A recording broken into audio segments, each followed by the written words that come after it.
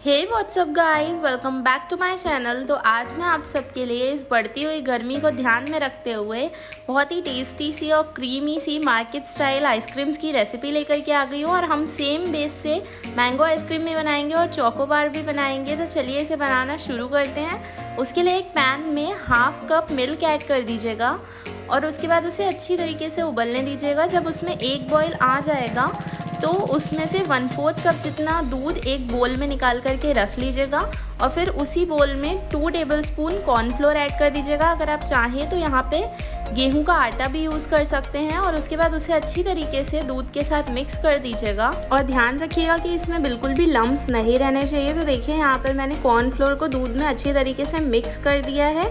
अब जो हमारा पैन वाला दूध है उसमें एक बार स्पैचुला से चला लीजिएगा ताकि कोई भी मलाई इसमें ना आए। उसके बाद इसमें 3 से 4 टेबलस्पून जितनी शुगर ऐड कर दीजिएगा। अगर आपको ज़्यादा मीठा पसंद है तो आप और भी ज़्यादा इसमें ऐड कर सकते हैं। और उसके बाद जैसे ही जो शुगर है वो डिज़ोल्व हो जाएगी तो जो हमने कॉर्नफ्लोर और दूध वाला मिक्सचर बना करके रखा था उसको भी एक बार अच्छी तरीके से चला लीजिएगा, वरना जो कॉर्नफ्लोर है वो नीचे बैठ जाएगा। और फिर उसे इसी तरीके से चलाते हुए सारे दूध में ऐड कर दीजिएगा और फिर इसे स्पैचुला की हेल्प से लो फ्लेम पर मिक्स करते रहिएगा। और देखिएगा, आप धीरे धीरे देखेंगे कि जो हमारा दूध है वो एकदम गाढ़ा होने लग जाएगा। तो देखिए यहाँ पर मैं इसे कंटिन्यूअसली चला रही हूँ और जो हमारा दूध है वो गाढ़ा होना स्टार्ट हो गया है। तो देखिए यहाँ पर 5 मिनट तक चलाने के बाद हमारा जो दूध है वो अभी हल्का सा ही गाढ़ा हुआ है। अब मैं इसे यहाँ पे 5 मिनट और मिक्स करूँगी और उसके बाद देखिएगा हमारा जो दूध है वो एकदम अच्छी तरीके से गाढ़ा हो जाएगा। तो देखिए हमारा जो दूध है वो एकदम सॉस जैसी थिक कंसिस्टेंसी में आ गया है। ऐसा लग रहा है जैसे हमने वाइट सॉस बना करके रेडी किया है। तो ये जो कंसिस्टेंसी है ये एकदम परफेक्ट है, मैं आपको दिखा रही हूँ। इस तरीके से जो हमारा स्पैचुला है वो कोट होना चाहिए और इसी कंसिस्टेंसी में हमें इस दूध को रखना है। तो अब इसकी गैस को ऑफ कर दीजिएगा और उसके बाद इस दूध को एक बोल में निकाल दीजिएगा और उसके बाद उसे क्लिंग रैप से कवर करके फ्रीज़र के अंदर या फिर फ्रिज के अंदर, अगर आप फ्रीज़र के अंदर रखेंगे तो इसे सिर्फ 10 से 15 मिनट के लिए रखिएगा और ये बहुत अच्छी तरीके से सेट हो जाएगा। और अगर फ्रिज के अंदर रखेंगे तो इसे कम से कम आधे घंटे के लिए रख दीजिएगा, तो ये अच्छी तरीके से सेट हो जाएगा। तो चलिए अब बाकी की तैयारी कर लेते हैं।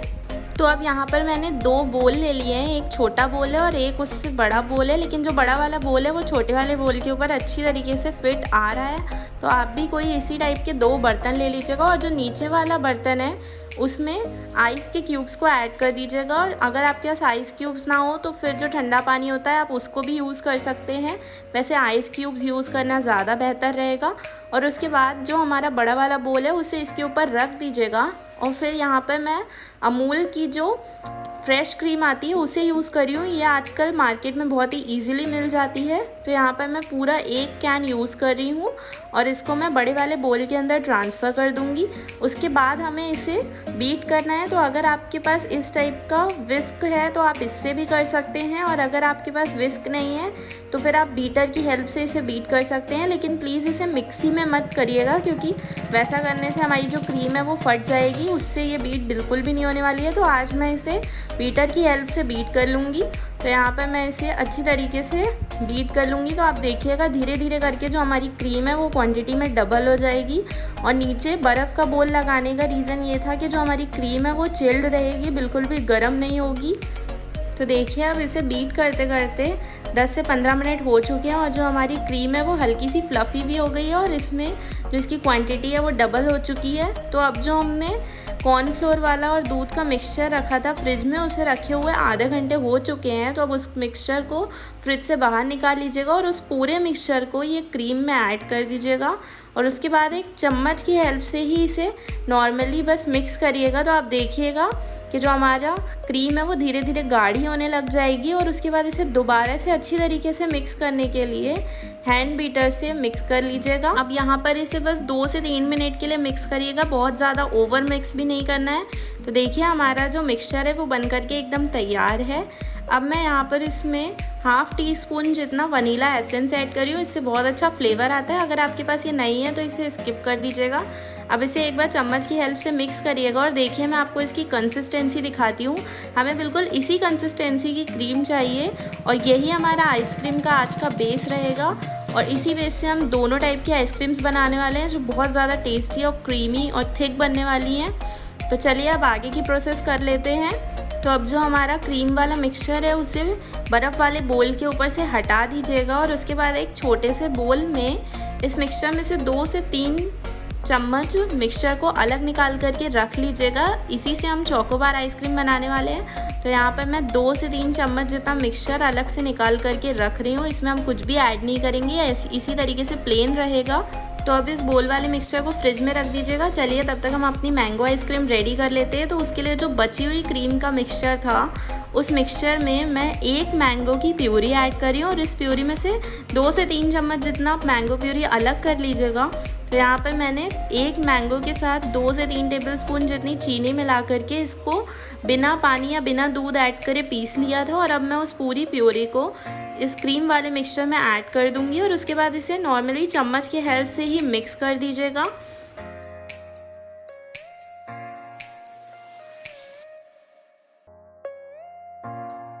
तो देखिए यहाँ पर जो हमारा मैंगो प्यूरी है वो क्रीम वाले मिक्सचर के साथ अच्छी तरीके से मिक्स हो चुकी है।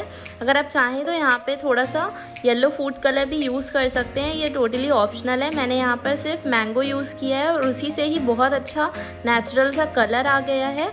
अब उसके बाद इस मिक्सचर में थोड़े से चॉप किए हुए ड्राई फ्रूट्स ऐड कर दीजिएगा। यहाँ पे मैं काजू और बादाम ऐड कर रही हूँ और उसके बाद थोड़ी सी टूटी फ्रूटी इसमें ऐड कर दीजिएगा और उसे भी इसके साथ अच्छी तरीके से मिक्स कर दीजिएगा।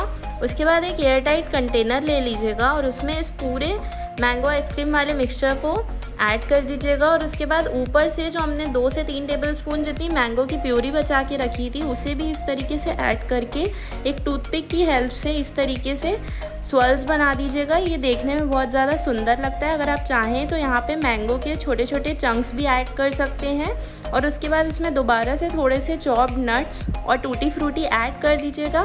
तो देखिए हमारी जो मैंगो आइसक्रीम है वो फ्रिज में सेट होने के लिए एकदम तैयार है। तो अब इसे कवर करके और ओवरनाइट फ्रीज़ कर लीजिएगा।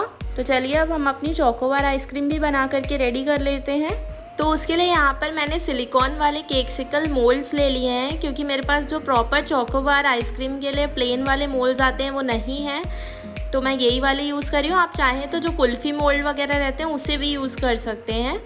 तो यहाँ पर मैं सबसे पहले इनके अंदर ये जो आइसक्रीम स्टिक्स होती हैं उन्हें इंसर्ट कर दूँगी। तो देखिए मैंने दोनों साइड आइसक्रीम स्टिक्स को इंसर्ट कर दिया और ये हल्की सी अंदर की तरफ झुक रही हैं। तो यहाँ पर मैं एक वज़न वाली चीज़ को रख रही हूँ ताकि ये जो आइसक्रीम स्टिक्स हैं वो एकदम स्ट्रेट रहें। तो जिससे हम अदरक वगैरह कूटते हैं ये वही है। आप यहाँ पे कोई भी वज़न वाली चीज़ को रख के इसे एडजस्ट कर लीजिएगा। उसके बाद जो हमने प्लेन क्रीम वाला मिक्सचर छोड़ा था उस मिक्सचर को इसके अंदर ऐड कर दीजिएगा और इस मोल्ड को अच्छी तरीके से ऊपर तक फिल कर दीजिएगा। तो देखिए मैंने दोनों ही मोल्ड्स को अच्छी तरीके से फिल कर लिया है। अब इसको एक बार टैप कर लीजिएगा ताकि जो भी इसमें एयर बबल्स हैं वो ख़त्म हो जाएं और उसके बाद इसे एक क्लिंग रैप की हेल्प से अच्छी तरीके से कवर कर दीजिएगा ताकि इसके ऊपर आइस क्रिस्टल्स ना जमे।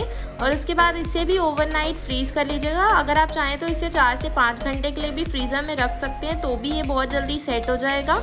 देखिए अब मैंने इसे अच्छी तरीके से क्लिंग रैप से कवर कर दिया है। अब मैं दोनों ही आइसक्रीम्स को ओवरनाइट फ्रीज़ कर लूँगी। तो देखिए अब नेक्स्ट डे हो चुका है, हमारी जो दोनों ही आइसक्रीम्स है वो अच्छी तरीके से सेट हो चुकी हैं। तो यहाँ पर मैं चोकोबार को कोट करने के लिए मैंने डार्क कंपाउंड चॉकलेट ले लिया। अगर आप चाहें तो इसकी जगह पर मिल्क कंपाउंड भी ले सकते हैं। अब मैं उसे भी चाकू की हेल्प से एकदम छोटा छोटा चॉप कर लूँगी और उसके बाद मैं इसे डबल बॉयलर प्रोसेस से मेल्ट कर लूँगी। तो उसके लिए एक बोल ले लीजिएगा और उस बोल के ऊपर एक दूसरा बोल रख दीजिएगा और जो ऊपर वाला बोल है वो नीचे वाले बोल के अंदर जो पानी है उससे बिल्कुल भी टच नहीं होना चाहिए। तो देखिए मैंने नीचे वाले बोल में पानी को रख दिया और जो ऊपर वाला बोल है वो नीचे वाले बोल के पानी से बिल्कुल भी टच नहीं हो रहा है। तो अब जब नीचे वाले बोल का पानी अच्छी तरीके से उबलने लग जाएगा तो जो हमारा ऊपर वाला बोल है उसमें सारी चॉप की हुई चॉकलेट को ऐड कर दीजिएगा और इसे अच्छी तरीके से मेल्ट कर लीजिएगा। आप देखिएगा ये 5 से 10 मिनट में ही अच्छी तरीके से मेल्ट हो जाएगी। तो देखिए मेल्ट होना स्टार्ट हो गई। अब मैं इसी तरीके से पूरी चॉकलेट को मेल्ट कर लूँगी। तो चलिए अब फ्रीज़र से हमारी जो चोकोबार आइसक्रीम है उसे बाहर निकाल लेते हैं। तो देखिए यहाँ पर मैंने इसे बाहर निकाल लिया। अब इसके ऊपर का जो क्लिंग रैप है उसे भी हटा दीजिएगा और देखिएगा ये सिलिकॉन मोल्ड से बहुत ही ईजिली डीमोल्ड हो जाती हैं।